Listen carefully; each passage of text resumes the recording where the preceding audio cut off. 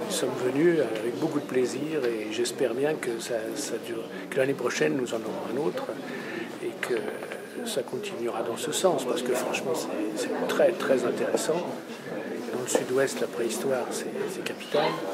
Et ici il y a beaucoup de choses à découvrir, beaucoup de choses à apprendre. Non, j'espère que ça ne sera pas qu'un essai.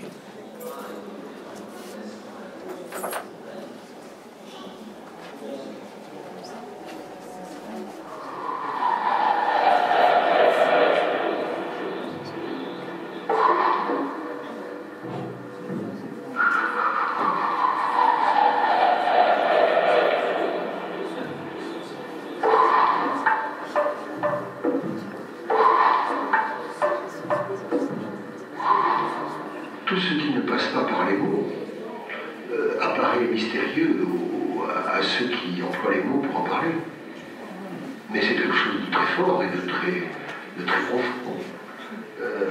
Quand on sent la nécessité de quelque chose en plaignant, c'est une nécessité. Alors l'essence qui s'impose à vous, c'est l'homme. Donc l'homme triomphe dans la sculpture. Et Andy Warhol, c'est des boîtes de lessive dans les supermarchés.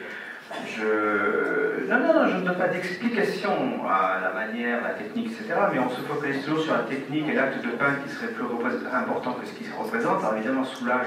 Mais je pense qu'il y a à la base quelque chose de beaucoup plus simple. Ça ne résout pas les problèmes. Mais dire qu'un artiste représente compulsivement ce qui s'impose à lui visuellement, et vous regarderez en plus l'économie entre ce qui est net et flou, c'est-à-dire entre l'abstrait et le figuratif, et je pense qu'on a une problématique qui existe là depuis 25-30 000 ans.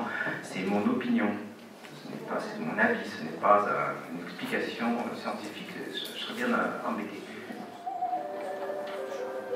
La découverte du site paléolithique de Cahors résulte au départ d'un travail qui est essentiellement géologique, puisque c'était la recherche des formations des tufs du dernier interglaciaire. Donc j'ai commencé par faire des forages, et dans deux de ces forages, à environ 3,50 m de profondeur, j'ai pu découvrir des fragments d'os probablement de mammifères relativement bien conservés. Et ça nous a montré très vite que l'on avait affaire en fait à Cahors, à quelque chose d'extrêmement important, probablement de très riche pour le paléolithique.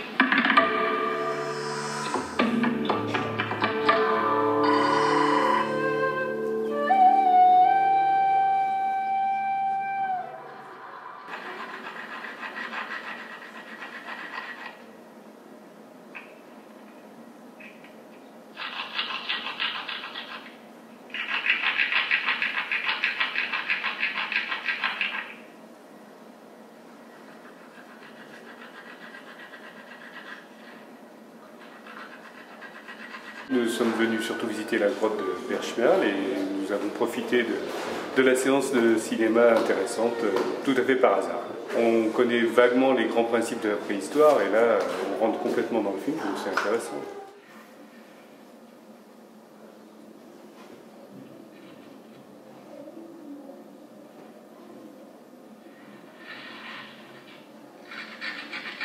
Les petits films résument très bien la fabrication ou la perception des hommes préhistoriques par rapport à leur environnement, etc. Donc on arrive à se faire une idée, même si ce n'est pas la véritable idée. Je pense qu'on est quand même bien aiguillé par rapport au documentaire sur ce qui se passait à cette époque-là. Progressivement, nos ancêtres s'affranchissent des impératifs immédiats de survie. Ils consacrent une part croissante de leur temps aux activités artistiques. Ils décorent leurs objets émotionnels. Leurs chefs-d'œuvre ont traversé les millénaires et nous livrent un témoignage partiel et mystérieux de leur culture.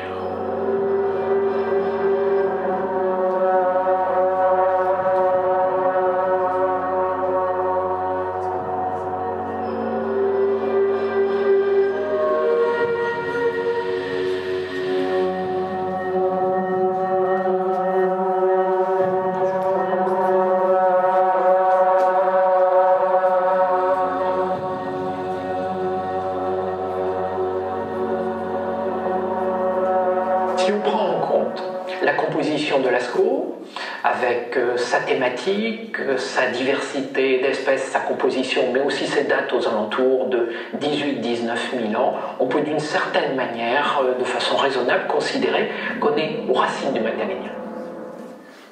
C'est sur ces images que ces premières rencontres du film de préhistoire au centre de préhistoire de Pechmerle se terminent. Je suis content que ça se termine, pour tout vous dire, parce que ça a été quand même une sacrée organisation, et je souhaite remercier toutes les personnes qui ont contribué à la réussite de ces 2 journées, à commencer bien entendu par l'ensemble de nos invités qui ont pris du temps pour venir nous rejoindre. Alors je cite Jean-Claude, Yannick Le Guillou, Serge Maury, Tar Ben Redjed, Laetitia Dion, Françoise Prudhomme qui est encore là, Marc Azema également encore là.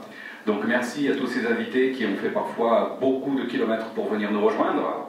Et je suis en mesure de vous annoncer maintenant qu'on va très certainement réaliser une nouvelle édition, sans doute l'année prochaine, de ces rencontres de films de préhistoire, et sous la forme plutôt d'un festival avec une mise en concurrence de films, c'est-à-dire avoir un comité de sélection. Donc ça va être un gros travail que l'on va commencer assez rapidement de manière à être en route pour l'année prochaine, et sans doute qu'après on prendra un rythme de croisière de tous les 2 ans.